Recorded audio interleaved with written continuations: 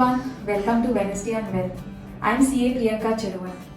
Our today's topic is regarding 194R, that is TDS on benefits and perquisites. This section has been newly introduced in the Finance Act 2022, which is applicable from 1st July 2022. First, let us understand the applicability of this section.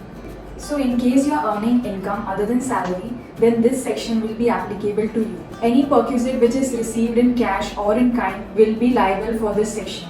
Also, the section is applicable only when the service recipient with whom you are engaged in, his turnover or gross receipts during the preceding financial year exceeds rupees 1 crore if he is carrying on a business, and in case if he is a professional, then 50 lakhs rupees.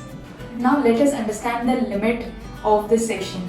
So this section is applicable in case the value of the benefit of perquisites exceeds rupees 20,000 rupees during a financial year. So if this amount crosses rupees 20,000 rupees, then TDS at the rate of 10% will be applicable. There can be situation where the benefit of perquisite may be fully in non-cash or partly in cash or partly other consideration. So in this case, it is very important to ensure that the TDS liability on this benefit has been discharged by the service. In certain cases, what happens is that the benefit of perquisite which is provided may be fully non-monetary or partly monetary and partly non-monetary. In such cases, the provider of the benefit of perquisite needs to ensure that the TDS on this element has been paid off by the benefit or perquisite recipient. Now let us understand this with the help of an example. Say I am engaged in a business wherein I am in business with A Limited.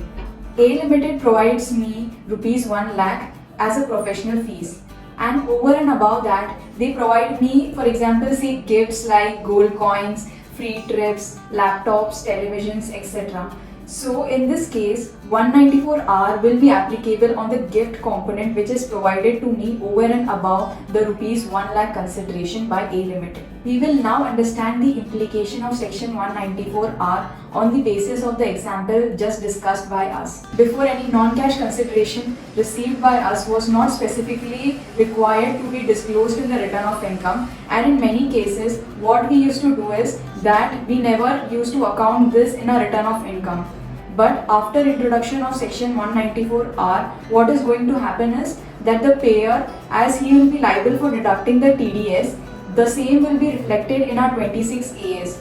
Hence, the gifts which I have received from A Limited will be disclosed in my form 26AS, and hence I will be required to consider it in my return of income, which means that the tax liability is going to increase on account of an increase in the total income. We will now understand the value on which TDS is required to be deducted. TDS is required to be deducted on the fair market value of the benefit or perquisite. However, in case the person has purchased the same, then the value at which the benefit or perquisite has been purchased, TDS will be applicable on this value. In case the benefit or perquisite is internally manufactured, then the cost at which the same is sold to the outside customers will be considered as the value of benefit or perquisite for the purpose of deduction of TDS. Let us understand the various cases wherein section 194R will be applicable, also certain exceptions to the same. The first one is social media influencers.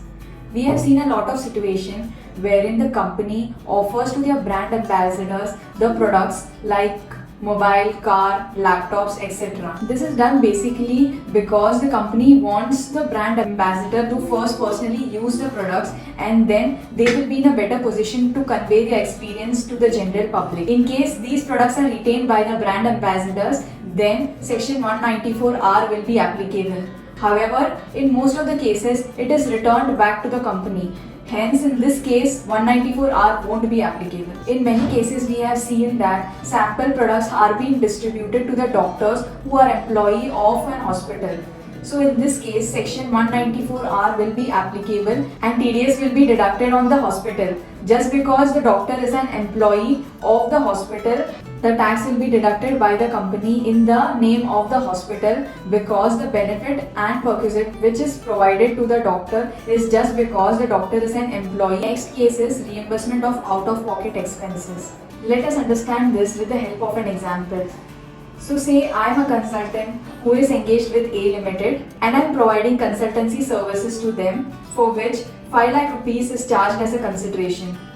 Apart from this, I need to incur certain travelling expenses as well as accommodation charges. So while computing my taxable income, rupees 5 lakh will be my gross income and the expenses that I've incurred for my travelling and accommodation will be claimed as an expenditure while computing my taxable income. However, in certain cases, what happens is A Limited will be reimbursing these expenses to me. Also, the invoices for the travelling and accommodation must have been obtained in the name of A Limited. In this case, Section 194R won't be applicable on me, and also these expenses will be claimed as an expenditure by A Limited. The next case is business or dealer conferences.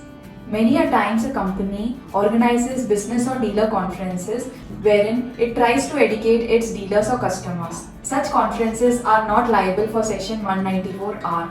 However, if such conference is in the nature of incentive or benefit only to selected dealers, then Section 194R will be applicable.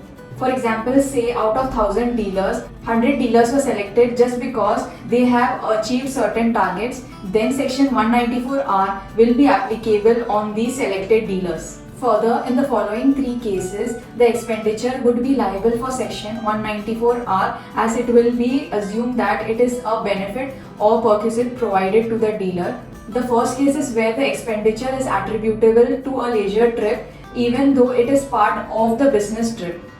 Second, expenditure is related to the family member accompanying the dealer in this conference. Third, expenditure related to days prior or after the date of the conference. The next case is wherein rebates and discounts is provided. So in case rebates and discounts are provided, then Section 194R won't be applicable to such rebates and discounts. I hope this video was helpful to you. For more queries, please get in touch with our tax and finance experts. For more such videos, do subscribe to our channel. Thank you.